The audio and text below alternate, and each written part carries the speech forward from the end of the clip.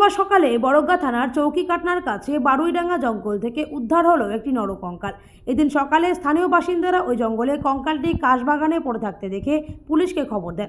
পরে সেখানে বড়গ্যা থানার পুলিশ পৌঁছায়। কঙ্কালটি উদ্ধার করে ময়নাতদন্তের জন্য পাঠানো হয়েছে। স্থানীয় সূত্রে জানা গিয়েছে কঙ্কালটি একটি পুরুষ মানুষের। তার পরনে ছিল নীল রঙের জিন্স প্যান্ট, কোমরে বেল্টও ছিল।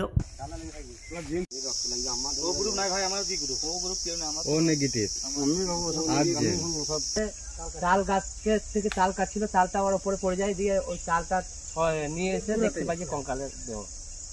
কঙ্কাল দেখতে পাই, কিছু মাথা, হাড়, গোড় সব।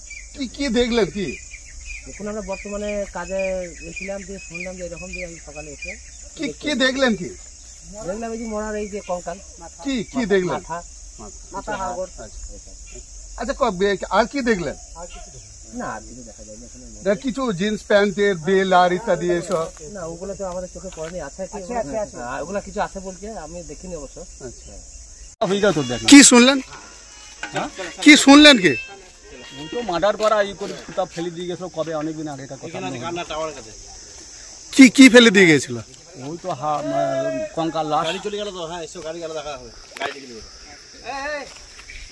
কি শুনলেন? কি শুনবো, তো পুলিশ এসেছিল, পুলিশ তদন্ত করে খবরটা পেয়েছে, নিয়ে গেল। কি নিয়ে গেল? লাশটার হাড্ডি বড্ডিগুলো নিয়ে গেল। কোথা থেকে নিয়ে গেল?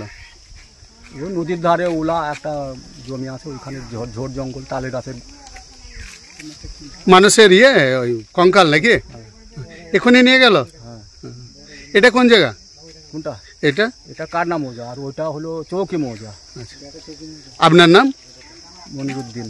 আচ্ছা, এটা কোন জায়গা বললেন? এটা কাটনা মৌজা।